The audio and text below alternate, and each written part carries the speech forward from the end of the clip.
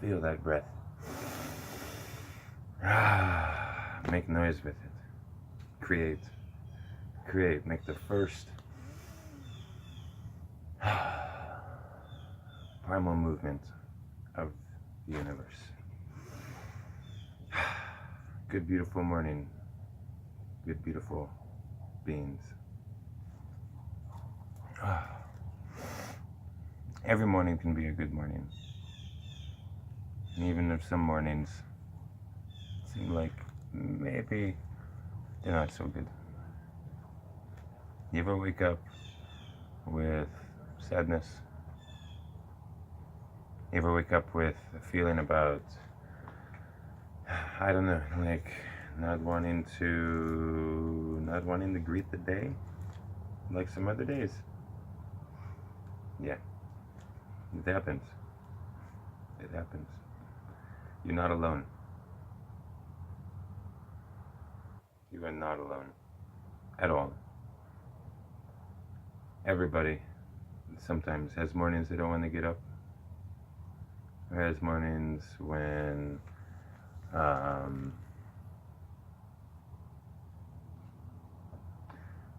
everything isn't as bright as other mornings.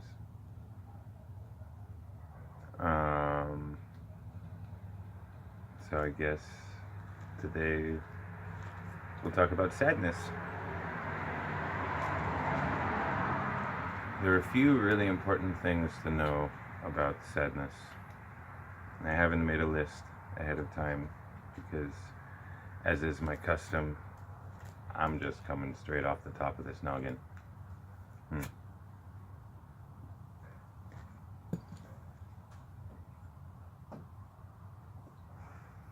Got my American Spirit tobacco, my cup of tea.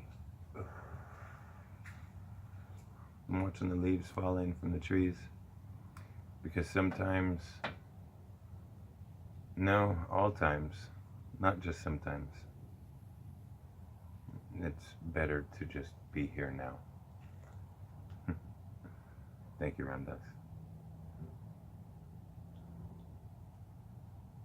It's a difficult predicament when things outside of our control end up pulling us away from being here.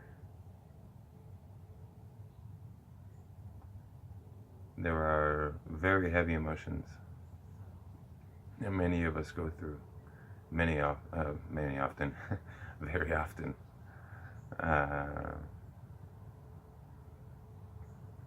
It doesn't have to be the end of everything.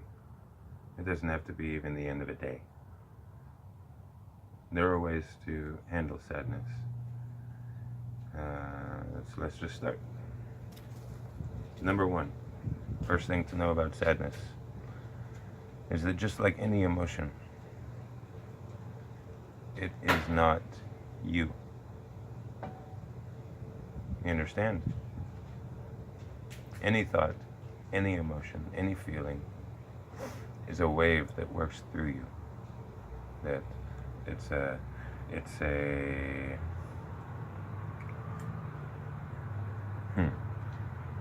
how do we qualify this?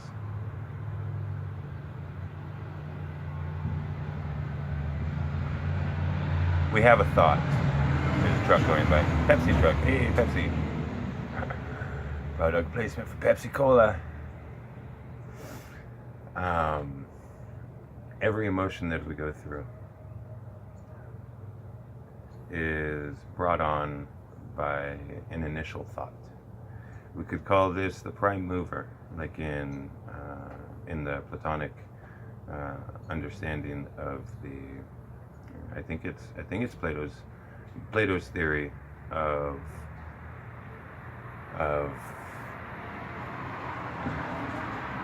the beginning of creation, I guess. Prime mover. It's been years since I've been in a philosophy class, so don't quote me on that. Look it up for yourself. But the theory is that there was it's a deistic theory that there's a prime mover that set everything into motion in the universe, and then everything keeps going from that, and then the prime mover is pulled back. So let's just say, for sake of argument, let's agree, okay? Let's just agree that within each and every one of us, although we are not separate beings, we are separate forms. Seemingly separate forms, at least. That's how our perception picks it up. And within these forms, we have a mind. And these minds, although the thoughts may be totally congruent from form to form, thoughts are given different weight according to the person that is thinking the thoughts.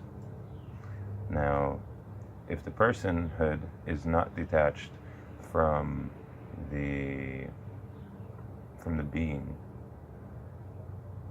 then when a thought moves through, there needs to be a reason found for a thought. Well, now let's back up a little bit.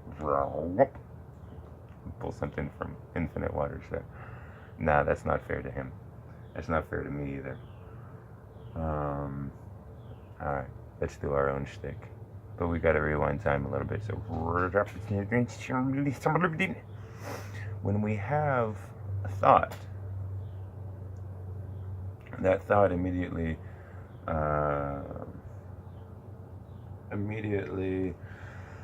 pulls up energy, okay? And this energy builds up, and the power of the energy within us to grab hold of us is dependent upon the amount of truth, the weight of truth that we give to whatever thought it is that started it. Now, a lot of the time, we don't know what the thought is that started the wave of emotion, because many of our thoughts are deeply lodged within our subconscious mind. So let's just say that somebody says something that brings up an impulse of fight, flight, or flee. And we're oblivious to this basic subconscious reaction. But what we're not oblivious to is the welling up of energy that happens within us, the emotion, the emotional energy that rises up to either energize or consume us. It energizes us if we let the energy be what it is, and we don't identify with it. In that case, it can energize us. Now, it can consume us if we decide the reason that this is coming up inside me is this. Okay? It's like we put an anchor or a grappling hook. That's a good one. When I was a kid, I played with G.I. Joes all the time. I loved my G.I. Joes. And I would make little grappling hooks out of pieces of coat hanger and electrical tape to tie it together, and then a piece of string. And grab onto something, and then I'd help my little G.I. Joe guys climb up the rope to whatever their goal was. And that's what we do, isn't it? We fashion a grappling hook, and that grappling hook is our personal truth at the moment. The grappling hook says, this feeling is because of this, and we tie onto it. And because we're so invested and we're so tied into the identity of this is the reason that it is happening, and this is the reason it's happening to me. And we often ask ourselves this question, don't we? We're like, or we ask others, why is all this happening to me? Why am I having this feeling right now? Why am I sad? Why am I angry? Why am I depressed? Why Interestingly, we never ask, why am I happy? But yet, happiness and sadness, they're the same thing. They're just on different sides of the coin. Neither of them actually exist. It just depends on what thoughts we ascribe to them and what thoughts we identify with in our personhood. Okay, not in our being, because our being has no thoughts. Our being has no emotions. Our being has no adverse reactions or feelings. But also, we could say, couldn't we, that our being then has no energy, simply of its own. So perhaps it's necessary in order to energize our being, perhaps it's necessary that our subconscious makes these attachments, wouldn't it be? Because without this we just sit.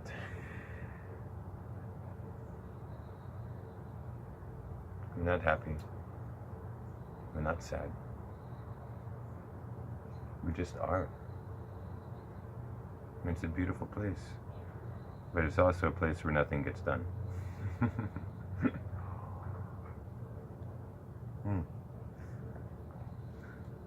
And because we are not just simply beings, but because we have a person attached to our being, a person that we say, this is me, then we can't always just sit here. There are things that we need to do. Many things that we need to do in life. So first know that your sadness or your anger or any kind of emotion is not you. I rambled off point a little bit. Let's see. We throw a grappling hook into the thought and we identify with it. When we do that, it allows the energy of the emotion to take us over. And because it's rooted in our subconscious, we cannot fight it with our conscious mind. We cannot say, I'm sad and I don't want to be sad. I'm focusing on sadness right now for particular reasons that I'm not going to explain, because quite frankly it's none of your business. It's not something that I'm going through at the moment, and so to say the reasons, it would be lashon hara, as we say in Hebrew. It would be lashon hara is wicked speech, gossip, in standard parlance.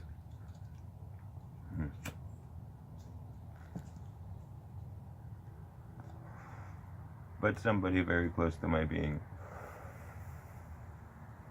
many somebodies close to my being today have very, very good reason to be sad today.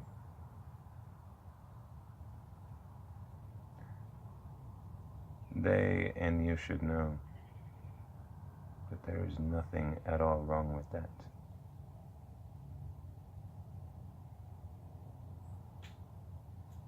Don't be ashamed to have emotions. Don't be ashamed to have feelings. Don't be ashamed to have thoughts. Don't blame yourself. Saying things like, well, I shouldn't be feeling this way. I have no right to feel upset. Look at my life. My life is great. And, why am I upset? There must be something wrong with me. No. There's nothing wrong with you. There's nothing wrong with you at all. You are perfect in every way, shape, or form.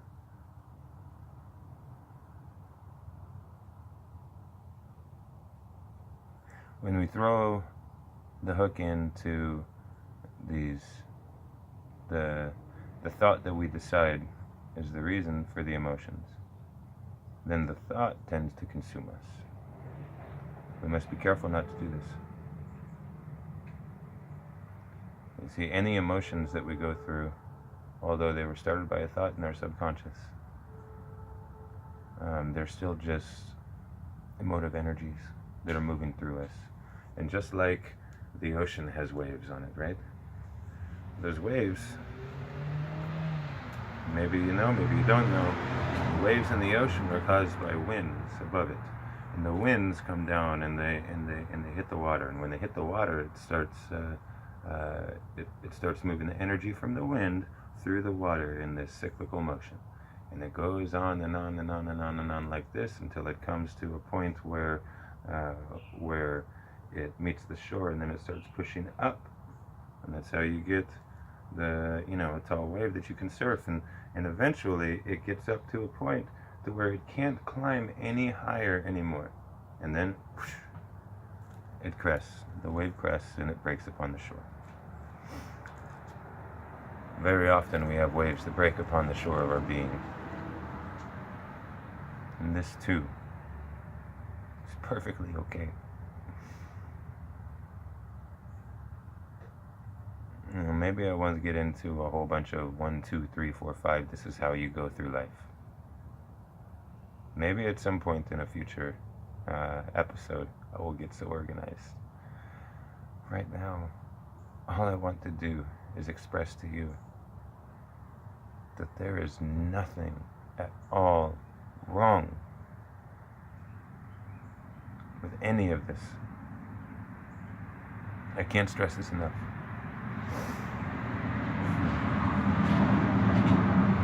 Unfortunately for me, and a little bit unfortunately for you, my thought process is such that I go on into these little alternate groups.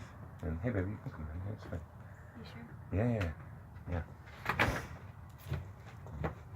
I had to just tell my wife that it's okay for her to come out, because sometimes when she comes out, would you like to be in the video too?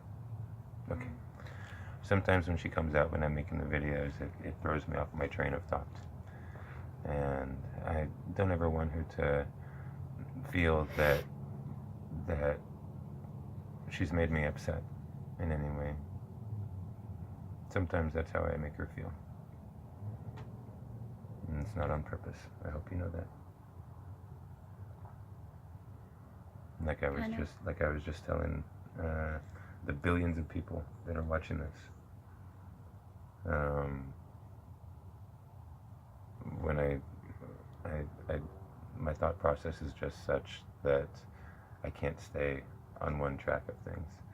Even if I have an outline, which I don't have an outline, it's not always easy to stick to the outline. I want to tell stories. And every time I tell a little story, it takes me off track. So number one thing about dealing with emotions and emotive energies is to know that it is not you.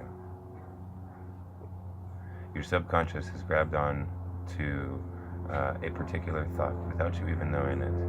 And from that thought, the energy wells up inside of you. And when the energy wells up inside of you, then there has to be some reason for it. Because it's uncomfortable, isn't it? It doesn't matter if it's something that we could call happiness or something we could call sadness. Just that energy and not understanding it, it's uncomfortable if we're not prepared to deal with it. But just like the waves on the ocean, these waves move through us. So we must know how to handle them and how to deal with them. Isn't that what we're all trying to do here? Number 2, the thought that you have ascribed to the emotion. That thought is not you either. Be careful not to make the mistake of identifying with the thoughts. And know that it's okay to have the thoughts also. We try to push them away. They get worse, don't they? It's only through acceptance of anything that things can be moved through. What is that telephone ringing? It's down the road somewhere. Or next door. Oh, it's the cat down the road? The cat down the road is getting a phone call.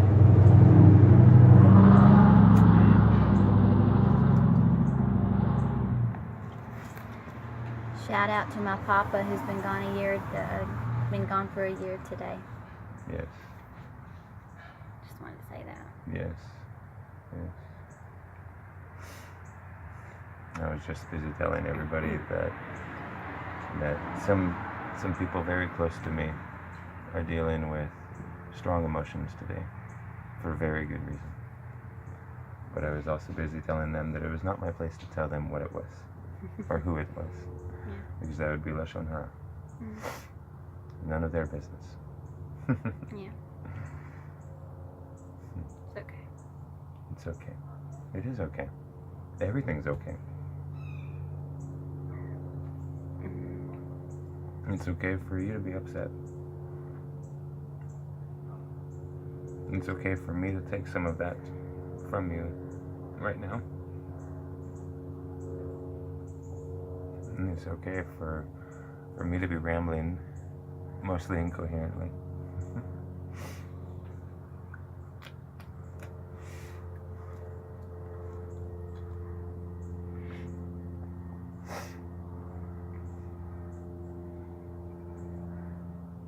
Perhaps I will share with you a story of my own life.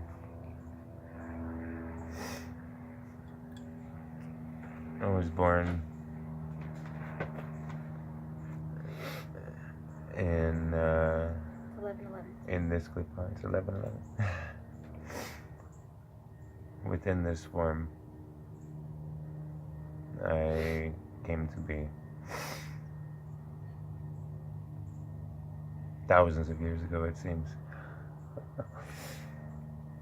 to a very loving, very kind, and outrageously strong woman.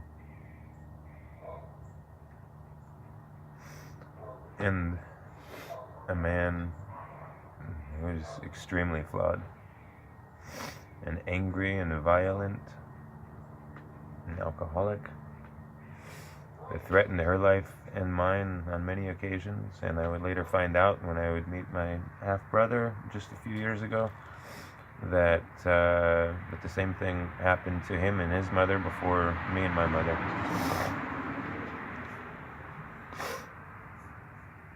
And she took me and we left because she was deathly afraid that I would come home from school one day when I was 5 or 6 years old and tell her how much I hated little Jimmy or little Johnny because they stole my ball, and how I was going to cut them from top to bottom until their guts spilled out on the floor. Because that's what he would have done. He would have at least said that. Maybe not done it, but he would have said it. And so she raised me in such a way that I would know that it's always okay to have an emotion. She did a great job. I'll let you finish talking. Okay. I love you. Love you.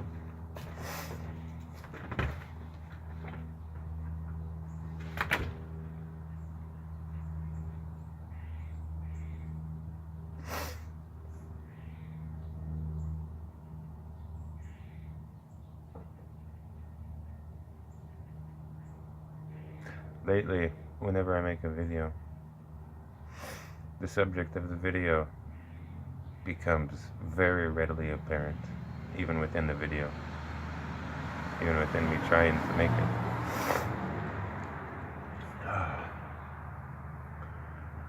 Perhaps it's part of my karma, part of my dharma, to experience these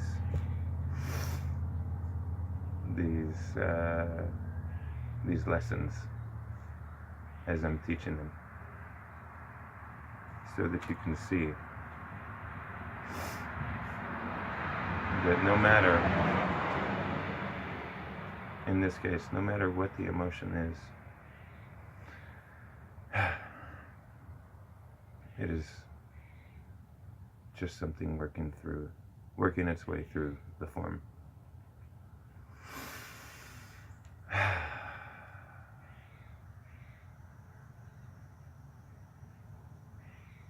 I barely got to know my father-in-law within his form,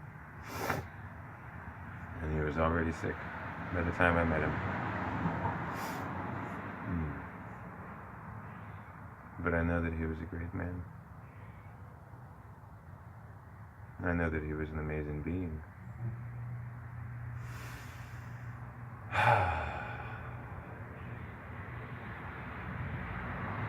I know that he was just as perfectly imperfect as every single one of us.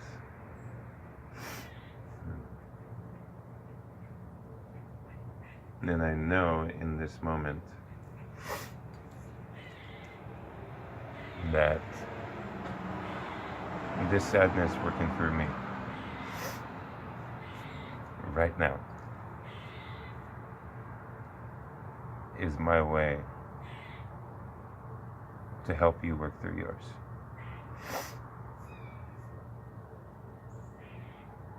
You are not your feelings, but you can accept your feelings.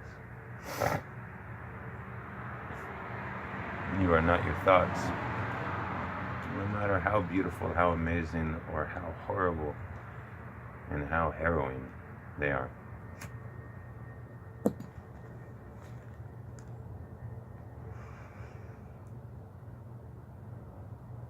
We are all a puff of smoke.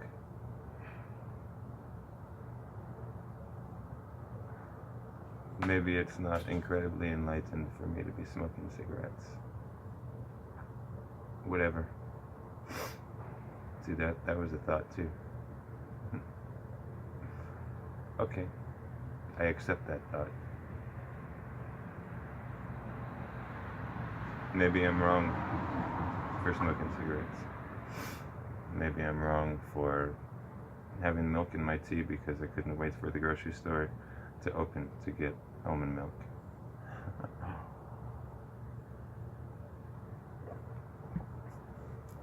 That's okay. I've been wrong before. I can be wrong again.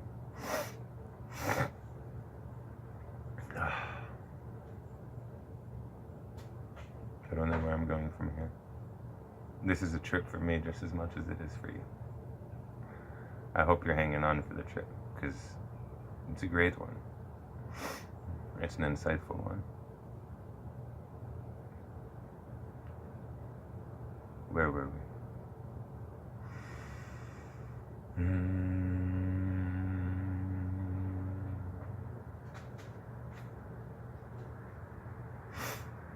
So step one, know that you are not your thoughts, you are not your emotions.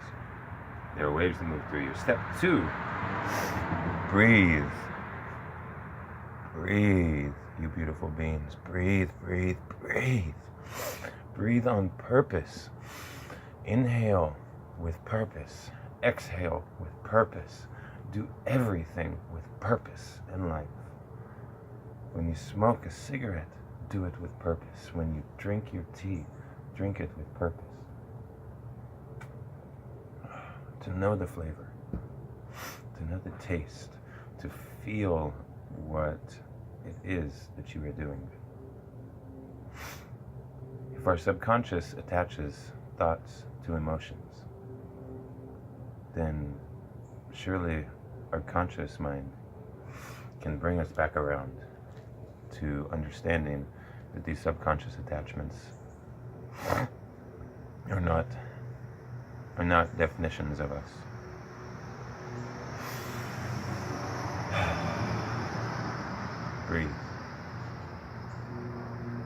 Monkeyfoot sings, everything always is, always was, always will be alright.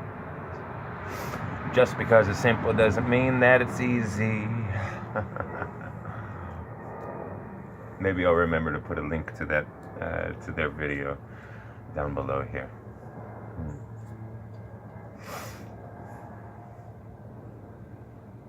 I don't know where to go from here. But isn't that part of the adventure? Isn't that part of the beauty and the majesty and the splendor of being the divine infinite expressing itself through temporary form? It's like we're playing dress up. We put on these costumes and we run around. We ride around and we say, you know, oh, I'm great, or oh, I'm horrible, or I'm a master at this, or I'm a peasant at that. All just different ideas. None of them are us. After we breathe, and after we detach ourselves through our breath, see, that's what breathing does. When we consciously breathe, when we consciously bring ourselves back into this moment, we detach ourselves from the things that are trying to take control of us.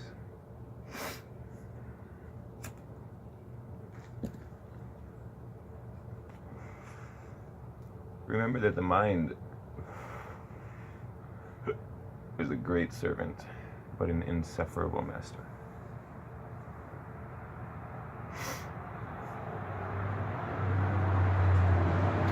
If we are from the inside, shining outward, then the mind is a servant.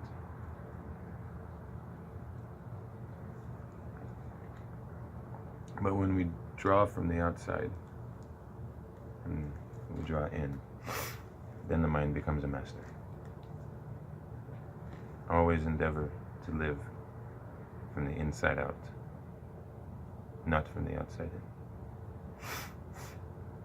And the way to live from the inside out is to first look within. Thoughts and emotions, they come from out there. Remember, like the waves, they come from the wind. But you are the ocean.